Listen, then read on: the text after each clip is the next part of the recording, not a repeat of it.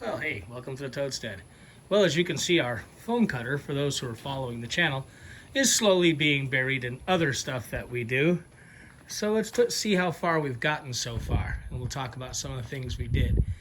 Well, there's our big pile of wafers. We've collected a few more blocks. You can see a couple more there need to be made into wafers, but let's talk about the progression of how we learned as we went along.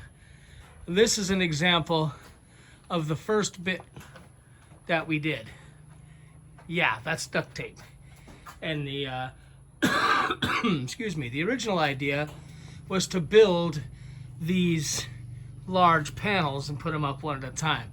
So there's just Titebond waterproof, you know, regular good old white, kind of creamy white glue, and then duct tape holding it together. It was on the floor of the shop while it dried.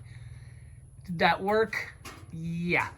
But the expense of the duct tape and the glue, as well as the time, you know, I can only make one or two at a time because of the floor space. And then it wasn't that easy to put this large panel up, especially if there's only one person. So as you can see, that's really the only place we did that. But we kept right on going, of course. And what we did is switched over to liquid nail and pretty much played Tetris and put them up one at a time, one at a time, one at a time. And that worked really well.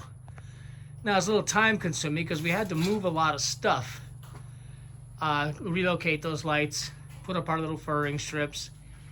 And yeah, we had a couple of bicycles to move. And, well, this is a working shop. So, well, it was just a lot of moving. We spent probably just as much time moving and putting back stuff as we did putting these together, because they actually go together pretty quickly once you get going.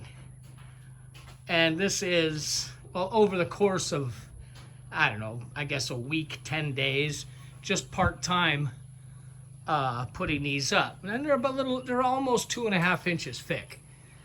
So there's what we hope, and we have proven, we've had some rains while we were doing this, and there's a marked difference in the kettle drum effect being, you know, the sound you get in here when it's raining.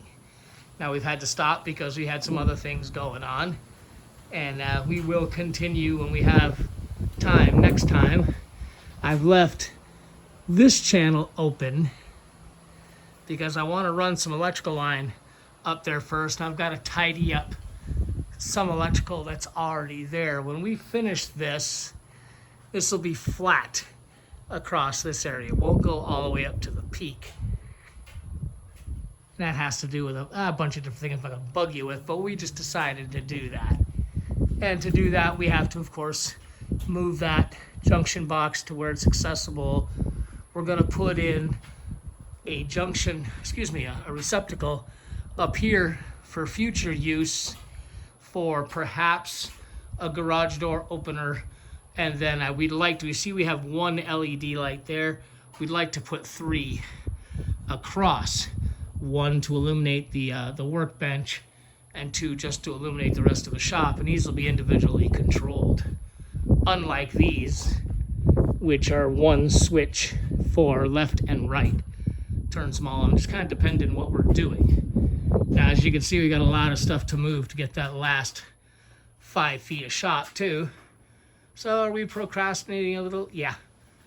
It's hot right now, and it's much, much hotter up there. So as we get some more, as we get some more, a few more maybe cloudy days where nobody's gonna die getting up there, we'll slowly get that. So let's take a peek at what we got here. And we'll end this out real quick. So as you can see, they start out blocks like that, and then we cut them.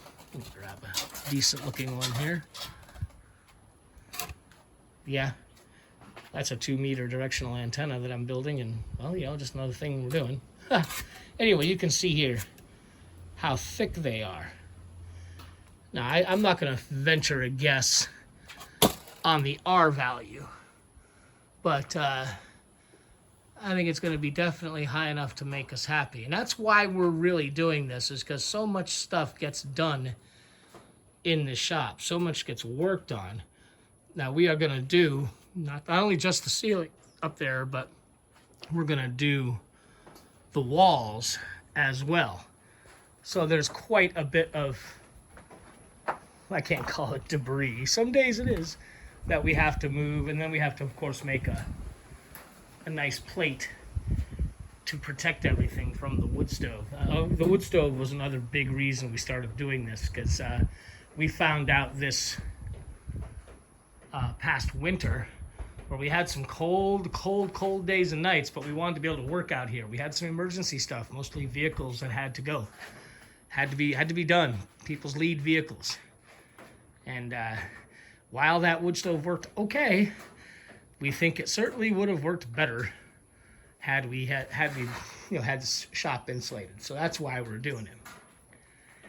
So we'll bring you updates as we go along. And for right now, we know at the very least that at least we can talk to each other in here when it's raining hard, which was quite difficult in the past. So until next time, see you around.